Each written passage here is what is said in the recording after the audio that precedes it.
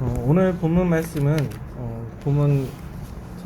지금 주보에 있는 말씀뿐만 아니라 로마서 7장 전체를 갖고 설교를 하려고 합니다. 오늘 본문인 로마서 7장은 논란이 되는 부분입니다. MPP, 즉 바울 신학의 새 관점이라는 주장이 매우 세련되고 그럴듯하게 종교개혁의 도화선이 된 이신층의에 기반한 기존의 바울 신학을 뒤흔들었기 때문입니다.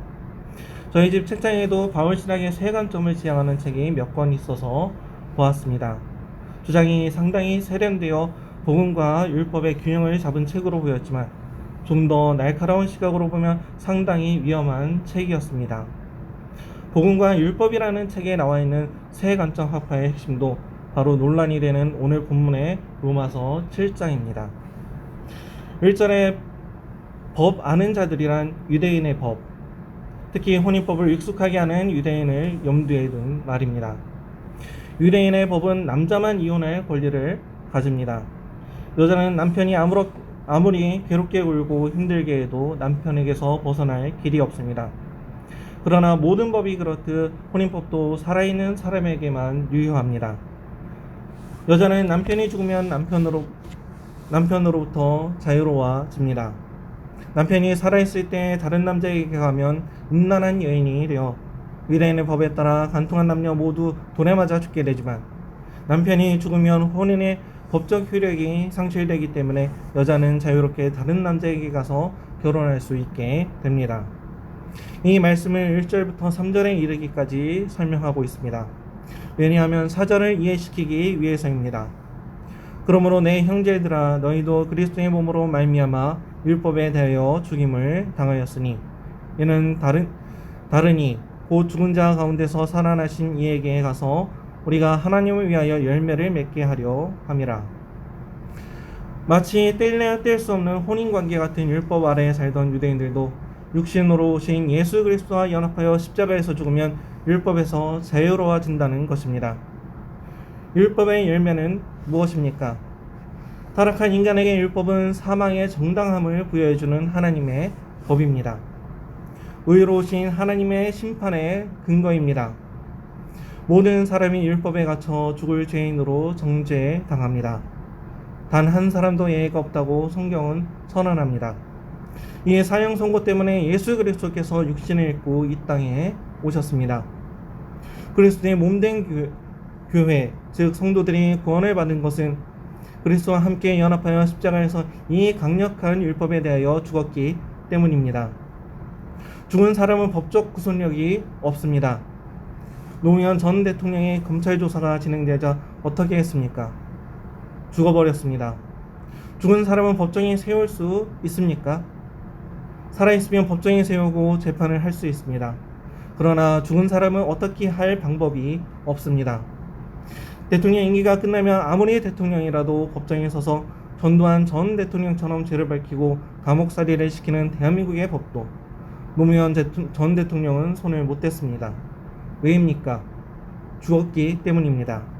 아무리 죄가 많아도 죄 지은 사람이 죽으면 죽은 사람 가지고 왈가왈부할 수 있는 법이 없습니다. 마찬가지입니다. 성육신하신 예수님과 합하여 십자가에서 죽은 우리는 율법에서 자유롭게 되고 율법을 어김으로써 발생한 죄의 결과, 심판의 결과인 사형 선고, 즉 사망 권세가 휘두르는 무시무시한 구속력에서 벗어난 것입니다. 그런데 이게 그냥 얻어지는 것입니다. 예수님께서 육체로 오셔서 내 죄를 대신 지셨다는 것을 믿기만 하며 거저 주시는 은혜라는 것입니다. 이 얼마나 은혜롭습니까? 이게 바로 로마서의 핵심입니다. 복음의 정수라 하는 로마서의 핵심은 누가 뭐래도 이신칭의 오직 믿음으로서의 구원입니다. 7장 4절의 말씀처럼 그리스도와 연합한 자는 십자가에서 율법이라는 남편에 대해서 죽었으니까 다르니 곧 죽은 자 가운데서 살아나시니 누구입니까? 바로 우리 주 예수 그리스도에게 시집가서 하나님을 위하여 의의 열매, 생명의 열매를 맺습니다. 그래서 예수 믿는 사람은 요한복음 11장 25절 나는 부활이요 생명이니 나를 믿는 자는 죽어도 살겠고 우리는 살아서 나를 믿는 자는 영원히 죽지 아니하리니. 이 예수님의 말씀처럼 죽지 않고 사는 것입니다. 이미 믿는 그 순간 구원받는 것입니다. 이것을 칭의라고 합니다. 칭의는 법적 선언입니다. 이 사람은 무죄다. 왜입니까? 예수님께서 십자가에서 그 몸을 찢었기 때문입니다. 아브라함 언약에서 하나님께서는 불타는 횃불의 형상으로 홀로 쪼개진 재물 자유를 보십니다. 그 언약이 깨지면 하나님께서 홀로 책임지신다고 하신 언약을 십자가에 달려 죽으신 독생자 예수님을 통해 성취하신 것입니다. 칭의는 이례적 사건이며 법정적 선언입니다. 구원과 관계된 것은 바로 이 칭의입니다. 이 믿음으로 구원을 얻는다는 칭의가 로마 카톨릭으로부터 결별한 종교개혁의 모토가 됩니다. 그런데 세관점 학파는 이어서 나오는 로마서 7장 14절에서 25절을 곡해합니다. 그 본문은 구원받은 신자가 죄와 싸우는 모습이 아니고 유대인들에게 복음을 전하기 위해 기록된 부분으로 율법 안에서 구속이 필요한 모든 아담의 후손, 즉 구원받지 못한 죄인의 상태라는 것입니다. 꽤 그럴듯해 보입니다. 하지만 그것은 교활한 거짓말입니다. 칭의를 구원의 첫 단계로 설정하여 오직 믿음만으로 구원을 얻는 것이 아니라 연이어 나오는 성화의 과정으로 율법을 준수해야만 구원의 조건을 충족시킬 수 있는 것처럼 인식시키고 있습니다. 예수가 필요하다. 그러나 율법을 지키는 것도 필요하다는 것입니다. 예수를 믿고 율법에도 순종해야 구원이 완성된다는 교활한 속임입니다. 성화는 죄의 오염으로부터 벗어나는 과정으로 영화, 즉 죽어서 더 이상 죄를 지을 수 없는 순간까지 계속되지만 칭의는 예수를 믿는 즉시 일어나는 단회적 사건입니다. 이것을 혼동하면 안 됩니다. 그러면 행위구원에 빠져 예수의 피를 핑크빛으로 만들어버립니다. 복음의 순수성을 훼손한다는 말입니다. 성경은 도덕경이 되어버립니다. 율법은 좀비처럼 여전히 살아나서 내부인 내노라며 예수의 신부가 된 성도의 다리를 붙잡는다는 것입니다. 이 얼마나 흉측한 일입니까? 여러분들도 다 알고 계십니다. 내가 예수를 믿는데 참 조악하다. 하루하루 부끄럽게 살았다. 그렇다고 예수를 안 믿는 사람입니까? 구원받는 사람도 죽는 순간까지 마음으로 몸으로 수많은 죄를 짓다가 죽습니다. 온전히 성화되어 예수님처럼 되고 천국에 들어가는 사람은 없습니다. 이 칭의의 교리가 교회와 성도의 믿음을 약화시키고 도덕적 책임을 약화시키지 않습니다. 이 칭의의 교리와 성회의 과정 중에 나타나는 자들은 오히려 주님을 더욱 붙잡게 만듭니다. 본문 24절에 오라 나는 공고한 사람이로다. 이 사망의 몸에서 누가 나를 건져내랴. 이 절규와 탄식은 끝까지 견인하시는 예수 그리스도의 놀라운 은혜를 사모하고 의지하게 만듭니다.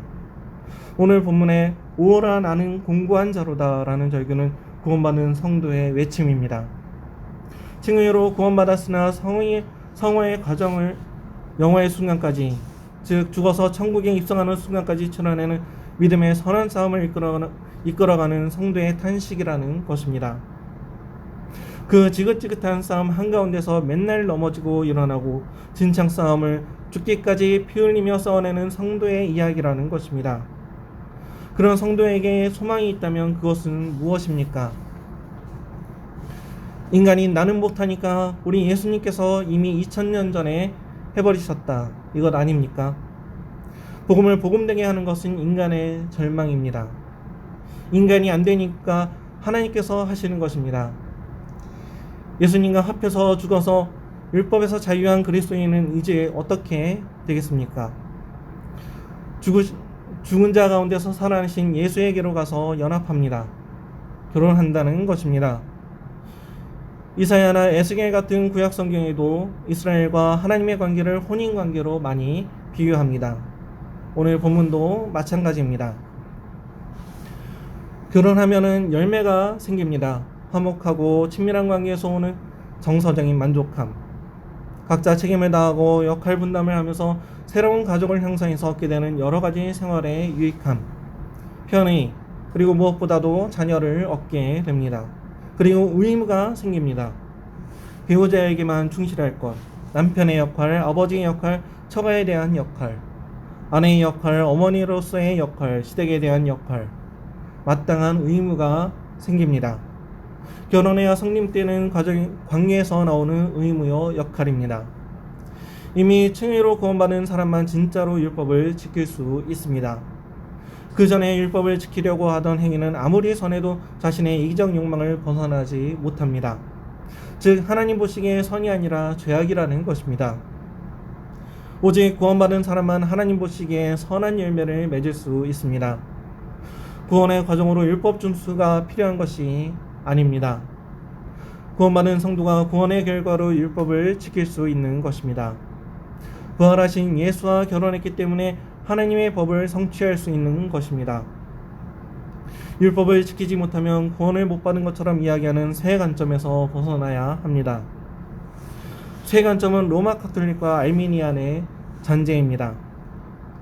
본문의 말씀처럼 이제 예수와 연합해서 십자가에서 죽고 율법에서 자유로운 성도는 그리스도와 연합하여 진실로 하나님을 위해서 열매를 맺습니다. 하나님을 위해 살아간다는 것입니다. 하지만 육신에 있을 때 우리가 율법과 결혼했을 때는 어땠습니까? 5절 말씀입니다.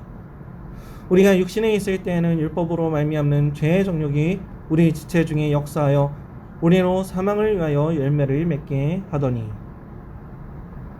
자, 이제 5절부터는 우리가 구원받기 이전의 상태, 즉 율법과 결혼했을 때의 상태를 말해줍니다. 율법은 우리 몸의 역사에서 우리로 사망을 위해 열매를 맺게 했습니다. 사망의 열매들은 무엇입니까? 로마서 1장 29절 이하가 잘 나타내지 않습니까? 모든 불의, 추악, 탐욕, 악의가 가득한 자요, 시기, 살인, 분쟁, 사기, 악독이 가득한 자요, 수군수군하는 자요, 비방하는 자요, 하나님께서 미워하시는 자요, 능욕하는 자요, 교만한 자요, 자랑하는 자요, 악을 도모하는 자요, 부모를 거역하는 자요, 또는 하나님을 미워하는 자요, 우매한 자요, 배악하는 자요, 우정한 자요, 무자비한 자라. 그들이 이 같은 일을 행하는 자는 사형에 해당한다고 하나님께서 정하심을 알고도 자기들만 행할 뿐 아니라 또한 그런 일을 행하는 자들이 옳다 하느니라. 혹시 여기에 해당하는 죄악이 있습니까? 이러한 죄악은 율법과 결혼했을 당시에 예수를 모를 때 은혜 받기 전에 저와 여러분이 사망을 위해 열매를 맺은 것들입니다. 하지만 아직도 이러한 죄를 짓고 있습니까? 마태복음 15장 19절에 예수님께서 말씀하신 죄악들, 인간의 마음에 가득한 죄악들, 즉 마음에서 나오는 것은 악한 생각과 살인과 간음과 음란과 도둑질과 거짓 증언과 비방이니. 이러한 죄악은 5절 말씀처럼 죄악의 정욕이 우리 지체, 우리 몸 중에 역사여 우리로 사망을 위하여 열매를 맺게 하는 것입니다. 하지만 이제는 6절 말씀과 같이 이제는 우리가 얽매였던 것에 대하여 죽었으므로 율법에서 벗어났으니 이러므로 우리가 영의 새로운 것으로 섬길 것이요 율법 조문에 묵은 것으로 아니할지니라. 영의 새로운 것이 무엇입니까? 우리의 몸을 성전 삼고 계시는 하나님께서 주시는 성령의 충만함입니다. 성령은 구원받은 성도에게만 들어오십니다. 하나님을 아버지라 부르는 자들에게만 오십니다. 예수님께서 죽은 자 가운데서 부활하시어 제자들에게 나타나셔서 뭐라고 말씀하셨습니까? 요한복음 20장 22절 이 말씀을 하시고 그들을 향하사 숨을 내쉬며 이르시되 성령을 받으라. 아멘이십니까? 여러분, 성령의 충만함을 받으십시오. 예수님의 부활로 새 창조의 완성으로 예수 그리스도 안에서 새롭게 지어진 여러분, 마치 하나님께서 인간을 처음 창조하셨을 때 생기를 불어 넣으신 것처럼 예수님께서 부활하시어 제자들에게 오셔서 숨을 내쉬며 하신 말씀대로 성령을 받으시기 바랍니다. 성령은 어떤 능력이 아니라 내 몸을 성전 삼고 하시는 예수 그리스도의 영입니다. 이제 예수로 거듭난 사람들은 예수님과 연합해 성령님을 육신에 모시고 영의 새로운 것으로 하나님을 섬기며 하나님을 위해 열매를 맺습니다. 7절부터 13절 말씀입니다. 그런즉 우리가 무슨 말을 하리요? 율법이 죄냐? 그럴 수 없느니라. 율법으로 말미암지 않고는 내가 죄를 알지 못하였으니 곧 율법이 탐내지 말라 하지 아니하였더라면 내가 탐심을 알지 못하였으리라. 그러나 제가 기회를 타서 계명으로 말미암아 내 속에서 온갖 탐심을 이루었나니 이는 율법이 없으면 죄가 죽은 것입니다. 전에 율법을 깨닫지 못했을 때에는 내가 살았더니 계명이 이름에 죄는 살아나고 나는 죽었도다. 생명에 이르게 할 그 계명이 내게 대하여 도리어 사망에 이르게 하는 것이 되었도다. 죄가 기회를 타서 계명으로 말미암아 나를 속이고 그것으로 나를 죽였는지라. 이로보건대 율법은 거룩하고 계명도 거룩하고 의로우며 선하도다. 그런즉 선한 것이 내게 사망이 되었느냐? 그럴 수 없느니라. 오직 죄가 죄로 드러나기 위하여 선한 그것으로 말미암아 나를 죽게 만들었으니 이는 계명으로 말미암아 죄로 심히 죄되게 하려 함이라. 이것은 율법의 기능입니다. 로마서 3장 20절 말씀처럼 율법은 죄를 깨닫게 하고 로마서 5장 20절 말씀처럼 죄를 많아지게 하며 7장 5절의 말씀처럼 죄의 정욕을 역사하게 만드는 수단의 역할을 합니다. 왜 그렇습니까? 전적으로 타락한 인간의 죄악된 정욕이 율법을 수단 삼아 사람들에게 역사하기 때문입니다. 마치 타락해서 정도를 지키지는 못하는 여인이 혼자 아가씨로 살 때 추하게 살았지만 결혼하고 남편이 있는데도 이 사람 저 사람 만나고 정도를 지키지 않으면 그냥 추하게 사는 정도가 아니라 법적으로 이혼 사유를 만드는 죄를 짓게 되는 것과 같습니다. 이 여자는 결혼 전이나 후나 변한 게 없지만 결혼함으로 가정을 깨뜨리는 죄를 짓는 죄인이 되는 것입니다. 마치 법적인 결혼이 선한 것처럼 율법이 선하지만 율법은 죄를 깨닫게 하고 죄를 많아지게 합니다. 율법은 모든 사람을 죄 아래 가두고 정죄하고 죽게 합니다. 그게 바로 율법입니다. 이제 로마서의 가장 많은 논란을 일으키는 부분입니다. 7장 14절부터 24절은 과연 구원받은 성도에 해당하는 것인지 불신 유대인에게 하는 말인지를 두고 논쟁이 되는 부분입니다. 세관점 학파들은 이 부분을 율법에 묶인 유대인에게 보내는 것으로 말하지만 로마서는 로마 교회에 보내는 서신입니다. 교회라 함은 이미 구원받은 성도를 일컫는 것입니다. 본문 19절부터 23절입니다. 내가 원하는 바 선은 행하지 아니하고 도리어 원하지 않는 바 악을 행하는도다. 만일 내가 원하지 아니하는 그것을 하면 이를 행하는 자는 내가 아니요 내 속에 거하는 죄니라.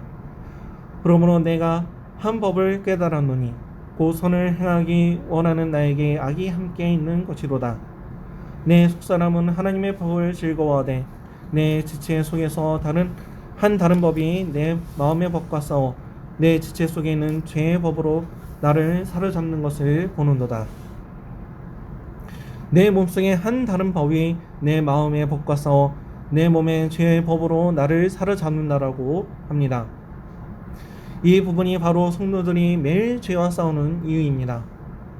예수님께서 잡히시던 밤 마지막 식사 자리에 갑자기 일어나셔서 허리에 서군을 들으시고 대야를 가져다가 식사하는 제자들의 발을 씻기시기 시작합니다. 당황한 베드로가 자신의 차례가 오자 내 발을 절대 씻지 못하시리이다 라고 합니다. 이에 예수님께서 내가 너를 씻어주지 아니하면 내가 나와 상관이 없느니라고 말씀하십니다. 그러자 시몬 베드로가 발뿐 아니라 손과 머리도 씻어달라고 합니다. 이에 예수님께서는 이미 목욕한 자는 발밖에 씻을 필요가 없느니라 온몸이 깨끗하니라 라고 말씀하십니다. 이미 목욕한 사람은 예수 십자가의 단회적 대속 사건으로 예수님의 십자가의 단회적 대속 사건을 믿음으로 즉시로 영원히 구원받은 사람, 칭의 된 사람입니다. 구원받은 사람은 구원의 열매로서 성화의 과정 중에 살지만 죽는 순간까지 영화롭게 되기 전까지 매일 매 시간마다 수건을 들으시고 대야를 가지고 앉으시는 주님 앞에 발을 씻는 삶을 살아가게 됩니다. 이게 바로 성화입니다. 사랑하는 뉴욕 서울장로교회 모든 성도님들은 이미 믿음으로 칭의 되었습니다. 구원받았습니다. 그 믿음을 흔들리지 마시기를 우리 주 예수 그리스도의 이름으로 축원합니다.